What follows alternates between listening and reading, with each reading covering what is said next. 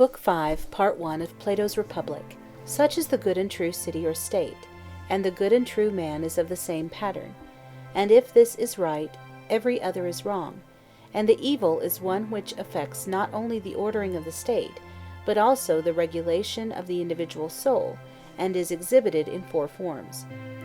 What are they? He said.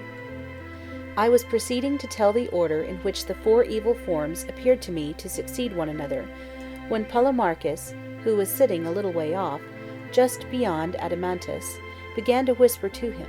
Stretching forth his hand, he took hold of the upper part of his coat by the shoulder and drew him towards him, leaning forward himself so as to be quite close, and saying something in his ear, of which I only caught the words, "Shall we let him off, or what shall we do?" "Certainly not," said Adeimantus, raising his voice. "Who is it," I said, "to whom you are refusing to let off?" "You," he said. I repeated, "Why am I especially not to be let off?"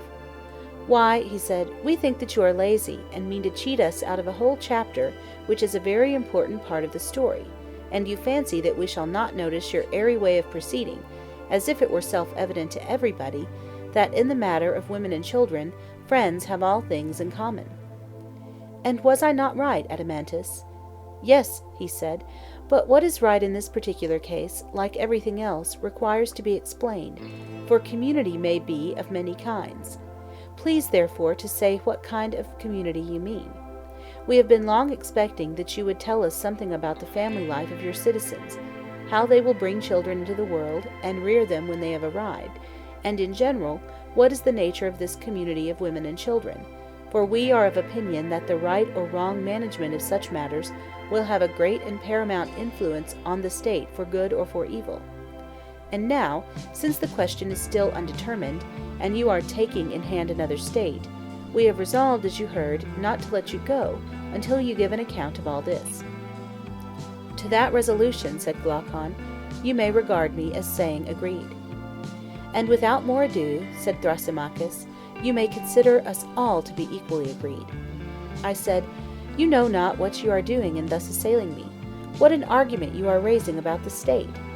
Just as I thought that I had finished, and was only too glad that I had laid this question to sleep, and was reflecting how fortunate I was in your acceptance of what I then said, you asked me to begin again at the very foundation, ignorant of what a hornet's nest of words you are stirring. Now I foresaw this gathering trouble, and avoided it. "For what purpose do you conceive that we have come here," said Thrasymachus, "to look for gold or to hear discourse?" "Yes, but discourse should have a limit." "Yes, Socrates," said Glaucon, "and the whole of life is the only limit which wise men assign to the hearing of such discourses. But never mind about us. Take heart yourself and answer the question in your own way. What sort of community of women and children is this which is to prevail among our guardians? And how shall we manage the period between birth and education, which seems to require the greatest care? Tell us how these things will be." "Yes, my simple friend, but the answer is the reverse of easy. Many more doubts arise about this than about our previous conclusions. For the practicability of what is said may be doubted, and looked at in another point of view, whether the scheme, if ever so practicable, would be for the best, is also doubtful. Hence I feel a reluctance to approach the subject, lest our aspiration, my dear friend, should turn out to be a dream only."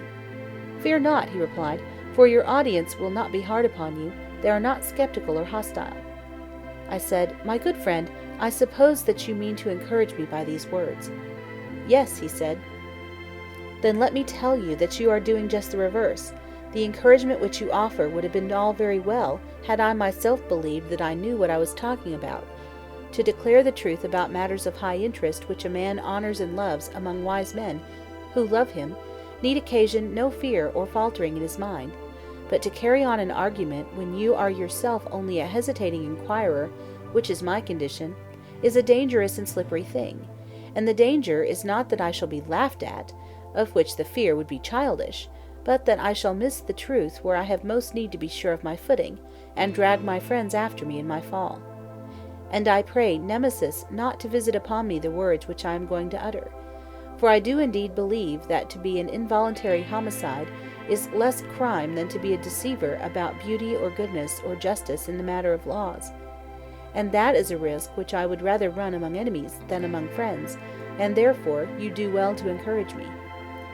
Glaucon laughed and said, "Well then, Socrates, in case you and your argument do us any serious injury, you shall be acquitted beforehand of the homicide, and shall not be held to be a deceiver. Take courage then, and speak." "Well," I said, "the law says that when a man is acquitted he is free from guilt, and what holds at law may hold an argument." "Then why should you mind?" "Well," I replied, "I suppose that I must retrace my steps and say what I perhaps ought to have said before in the proper place. The part of the men has been played out, and now properly enough comes the turn of the women. Of them I will proceed to speak, and the more readily since I am invited by you. For men born and educated like our citizens, the only way, in my opinion, of arriving at a right conclusion about the possession and use of women and children is to follow the path on which we originally started, when we said that the men were to be the guardians and the watchdogs of the herd." "True. Let us further suppose the birth and education of our women to be subject to similar or nearly similar regulations. Then we shall see whether the result accords with our design." "What do you mean?" "What I mean may be put in the form of a question. I said, are dogs divided into he's and she's, or do they both share equally in hunting and in keeping watch and in all the other duties of dogs? Or do we entrust the males to the entire and exclusive care of the flocks, while we leave the females at home, under the idea that the bearing and suckling their puppies is labor enough for them?" "No," he said, "they share alike. The only difference between them is that the males are stronger and the females weaker." "But can you use different animals for the same purpose, unless they are bred and fed in the same way?" "You cannot." "Then, if women are to have the same duties as men, they must have the same nurture and education." "Yes." "The education which was assigned to the men was music and gymnastic." "Yes." "Then women must be taught music and gymnastic, and also the art of war, which they must practice like the men." "That is the inference, I suppose." "I should rather expect," I said, "that several of our proposals, if they are carried out, being unusual, may appear ridiculous." "No doubt of it." "Yes, and the most ridiculous thing of all will be the sight of women naked in the palestra, exercising with the men, especially when they are no longer young. They will certainly not be a vision of beauty, any more than the enthusiastic old men who, in spite of wrinkles and ugliness, continue to frequent the gymnasia." "Yes, indeed," he said, "according to present notions the proposal will be thought ridiculous." "But then," I said, "as we have determined to speak our minds, we must not fear the jests of the wits which will be directed against this sort of innovation, how they will talk of women's attainments both in music and gymnastic, and above all about their wearing armor and riding upon horseback." "Very true," he replied. "Yet having begun we must go forward to the rough places of the law, at the same time begging of these gentlemen, for once in their life, to be serious. Not long ago, as we shall remind them, the Hellenes were of the opinion, which is still generally received among the barbarians, that the sight of a naked man was ridiculous and improper, and when first the Cretans and then the Lacedaemonians introduced the custom, the wits of that day might equally have ridiculed the innovation." "No doubt." "But when experience showed that to let all things be uncovered was far better than to cover them up, and the ludicrous effect to the outward eye vanished before the better principle which reason asserted, then the man was perceived to be a fool who directs the shafts of his ridicule at any other sight but that of folly and vice, or seriously inclines to weigh the beautiful by any other standard but that of the good." "Very true," he replied. "First, then, whether the question is to be put in jest or in earnest, let us come to an understanding about the nature of woman. Is she capable of sharing either wholly or partially in the actions of men, or not at all? And is the art of war one of those arts in which she cannot share? That will be the best way of commencing the inquiry, and will probably lead to the fairest conclusion." "That will be much the best way." "Shall we take the other side first and begin by arguing against ourselves? In this manner the adversary's position will not be undefended." "Why not?" he said. "Then let us put a speech into the mouths of our opponents. They will say, 'Socrates and Glaucon, no adversary need convict you, for you yourselves, at the first foundations of the state, admitted the principle that everybody was to do the one work suited to his own nature. And certainly, if I am not mistaken, such an admission was made by us. And do not the natures of men and women differ very much indeed?' And we shall reply, 'Of course they do.' Then we shall be asked, whether the tasks assigned to men and to women should not be different, and such as are agreeable to their different natures? Certainly they should.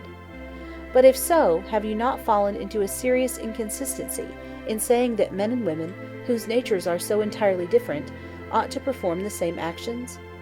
What defense will you make for us, my good sir, against anyone who offers these objections? That is not an easy question to answer when asked suddenly, and I shall and do beg of you to draw out the case on our side. These are the objections, Glaucon, and there are many others of a like kind, which I foresaw long ago. They made me afraid and reluctant to take in hand any law about the possession and nurture of women and children. By Zeus, he said, the problem to be solved is anything but easy. Why, yes, I said, but the fact is that when a man is out of his depth, whether he has fallen into a little swimming bath or into mid-ocean, he has to swim all the same. Very true. And must we not swim and try to reach the shore? We will hope that Arian's dolphin or some other miraculous help may save us? I suppose so, he said. Well then, let us see if any way of escape can be found. We acknowledged, did we not, that different natures ought to have different pursuits, and that men's and women's natures are different. And now what are we saying? That different natures ought to have the same pursuits. This is the inconsistency which is charged upon us. Precisely. Verily, Glaucon, I said, glorious is the power of the art of contradiction. Why do you say so? Because I think that many a man falls into the practice against his will. When he thinks that he is reasoning, he is really disputing, just because he cannot define and divide, and so know that of which he is speaking, and he will pursue a merely verbal opposition in the spirit of contention, and not a fair discussion. Yes, he replied, such is very often the case, but what has that to do with us and our argument? A great deal, for there is certainly a danger of our getting unintentionally into a verbal opposition. In what way?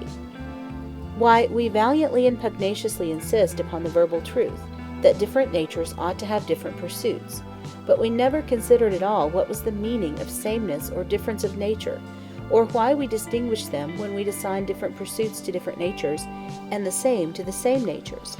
Why, no, he said, that was never considered by us. I said, suppose that by way of illustration we were to ask the question whether there is not an opposition in nature between bald men and hairy men, and if this is admitted by us, then if bald men are cobblers, we should forbid the hairy men to be cobblers, and conversely? That would be a jest, he said. Yes, I said, a jest, and why? Because we never meant, when we constructed the state, that the opposition of natures should extend to every difference, but only to those differences which affected the pursuit in which the individual is engaged. We should have argued, for example, that a physician and one who is in mind a physician may be said to have the same nature. True. Whereas the physician and the carpenter have different natures. Certainly. And if, I said, the male and female sex appear to differ in their fitness for any art or pursuit, we should say that such pursuit or art ought to be assigned to one or the other of them. But if the difference consists only in women bearing and men begetting children, this does not amount to a proof that a woman differs from a man in respect of the sort of education she should receive, and we shall therefore continue to maintain that our guardians and their wives ought to have the same pursuits. Very true, he said. Next, we shall ask our opponent how, in reference to any of the pursuits or arts of civic life, the nature of a woman differs from that of a man. That will be quite fair. And perhaps he, like yourself, will reply that to give a sufficient answer on the instant is not easy, but after a little reflection there is no difficulty. Yes, perhaps. Suppose then that we invite him to accompany us in the argument, and then we may hope to show him that there is nothing peculiar in the constitution of women, which would affect them in the administration of the state. By all means. Let us say to him, come now, and we will ask you a question. When you spoke of a nature gifted or not gifted in any respect, did you mean to say that one man will acquire a thing easily, another with difficulty? A little learning will lead the one to discover a great deal, whereas the other, after much study and application, no sooner learns than he forgets? Or again, did you mean that the one has a body which is a good servant to his mind, while the body of the other is a hindrance to him? Would not these be the sort of differences which distinguish the man gifted by nature from the one who is ungifted? No one will deny that. And can you mention any pursuit of mankind in which the male sex has not all these gifts and qualities in a higher degree than the female? Need I waste time in speaking of the art of weaving, and the management of pancakes and preserves, in which womankind does really appear to be great, and in which for her to be beaten by a man is of all things the most absurd? You are quite right, he replied, in maintaining the general inferiority of the female sex, although many women are in many things superior to many men, yet on the whole what you say is true. And if so, my friend, I said, there is no special faculty of administration in a state which a woman has because she is a woman, or which a man has by virtue of his sex, but the gifts of nature are alike diffused in both. All the pursuits of men are the pursuits of women also, but in all of them a woman is inferior to a man. Very true. Then are we to impose all our enactments on men and none of them on women? That will never do. If a woman has a gift of healing, another not, one is a musician and the other has no music in her nature? Very true. And one woman has a turn for gymnastic and military exercises, and another is unwarlike and hates gymnastics? Certainly. And one woman is a philosopher, and another is an enemy of philosophy. One has spirit, and another is without spirit? That is also true. Then one woman will have the temper of a guardian, and another not. Was not the selection of the male guardians determined by differences of this sort? Yes. Men and women alike possess the qualities which make a guardian. They differ only in their comparative strength or weakness. Obviously. And those women who have such qualities are to be selected as the companions and colleagues of men who have similar qualities, and whom they resemble in capacity and in character? Very true. And ought not the same natures to have the same pursuits? They ought. Then, as we were saying before, there is nothing unnatural in assigning music and gymnastic to the wives of the guardians. To that point we come round again. Certainly not. The law which we then enacted was agreeable to nature, and therefore not an impossibility or mere aspiration, and the contrary practice, which prevails at present, is in reality a violation of nature. That appears to be true. We had to consider first whether our proposals were possible, and secondly, whether they were the most beneficial? Yes. And the possibility has been acknowledged? Yes. The very great benefit has next to be established? Quite so. You will admit that the same education which makes a man a good guardian will make a woman a good guardian, for their original nature is the same? Yes. Book 5, Part 2 of Plato's Republic. I should like to ask you a question. What is it? Would you say that all men are equal in excellence, or is one man better than another? The latter. And in the commonwealth which we were founding, do you conceive the guardians who have been brought up in our model system to be more perfect men, or the cobblers whose education has been cobbling? What a ridiculous question! You have answered me. I replied, well, and may we not further say that our guardians are the best of our citizens? By far the best. And will not their wives be the best women? Yes, by far the best. And can there be anything better for the interests of the state than that the men and women of a state should be as good as possible? There can be nothing better. And this is what the arts of music and gymnastic, when present in such a manner as we have described, will accomplish? Certainly. Then we have made an enactment not only possible, but in the highest degree beneficial to the state? True. Then let the wives of our guardians strip, for their virtue will be their robe, and let them share in the toils of war and the defense of their country. Only in the distribution of labors the lighter are to be assigned to the women, who are the weaker natures, but in other respects their duties are to be the same. And as for the man who laughs at naked women exercising their bodies from the best of motives, in his laughter he is plucking a fruit of unripe wisdom, and he himself is ignorant of what he is laughing at, or what he is about. For that is and ever will be the best of sayings, that the useful is the noble and the hurtful is the base. Very true. Here then is one difficulty in our law about women, which we may say that we have now escaped. The wave has not swallowed us up alive for enacting that the guardians of either sex should have all their pursuits in common.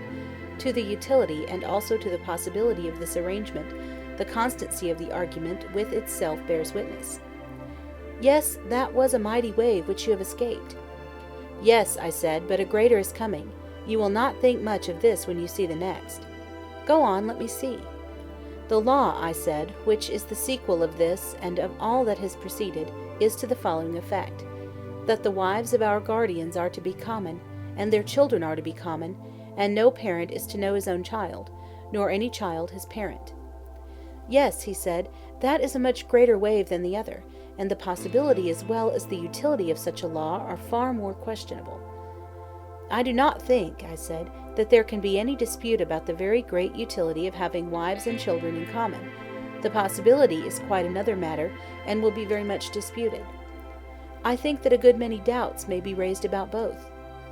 You imply that the two questions must be combined, I replied. Now I meant that you should admit the utility, and in this way, as I thought, I should escape from one of them, and then there would remain only the possibility. But that little attempt is detected, and therefore you will please to give a defense of both. Well, I said, I submit to my fate. Yet grant me a little favor. Let me feast my mind with a dream as daydreamers are in the habit of feasting themselves when they are walking alone.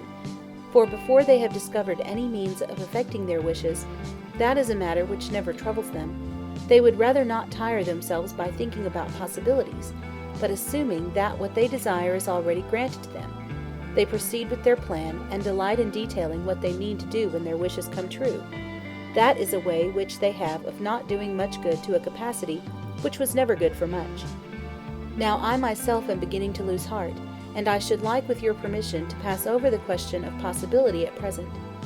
Assuming, therefore, the possibility of the proposal, I shall now proceed to inquire how the rulers will carry out these arrangements, and I shall demonstrate that our plan, if executed, will be of the greatest benefit to the state and to the guardians.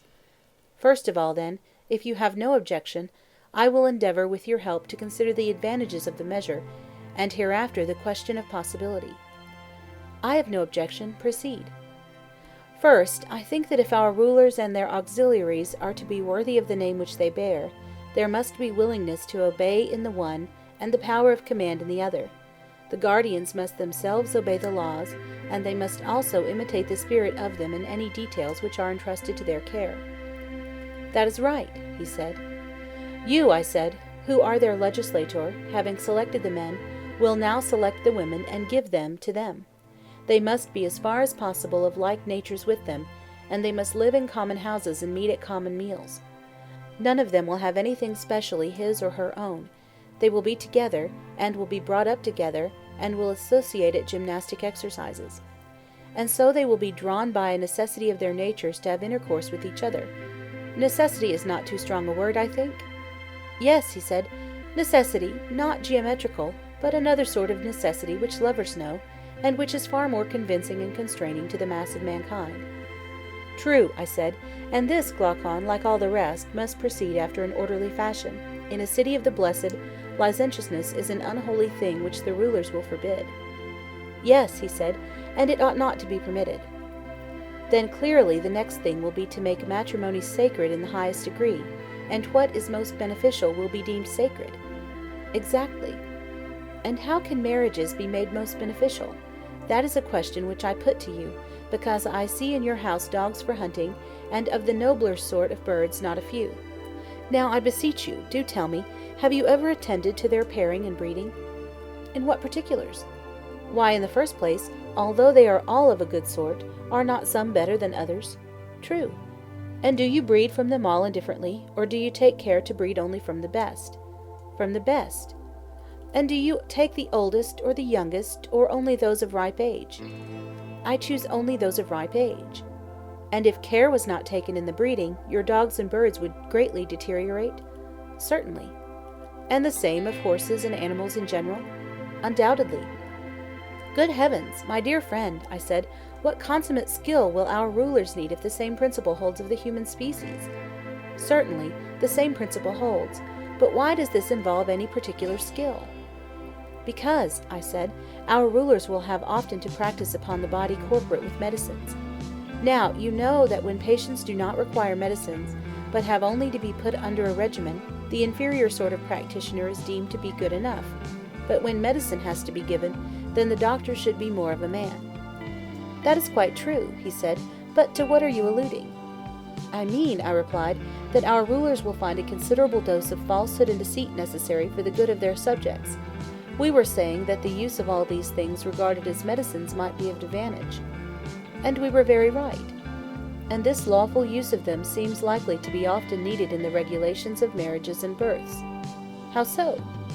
Why, I said, the principle has been already laid down that the best of either sex should be united with the best as often, and the inferior with the inferior as seldom as possible, and that they should rear the offspring of the one sort of union, but not of the other, if the flock is to be maintained in first-rate condition.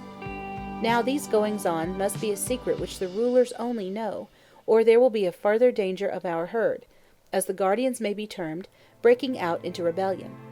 Very true. Had we not better appoint certain festivals at which we will bring together the brides and bridegrooms, and sacrifices will be offered, and suitable hymeneal songs composed by our poets? The number of weddings is a matter which must be left to the discretion of the rulers, whose aim will be to preserve the average of population.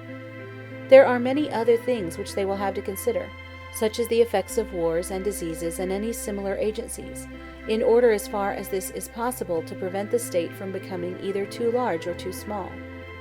Certainly, he replied. We shall have to invent some ingenious kind of lots which the less worthy may draw on each occasion of our bringing them together, and then they will accuse their own ill luck and not the rulers. To be sure, he said. And I think that our braver and better youth, besides their other honors and rewards, might have greater facilities of intercourse with women given them. Their bravery will be a reason, and such fathers ought to have as many sons as possible. True.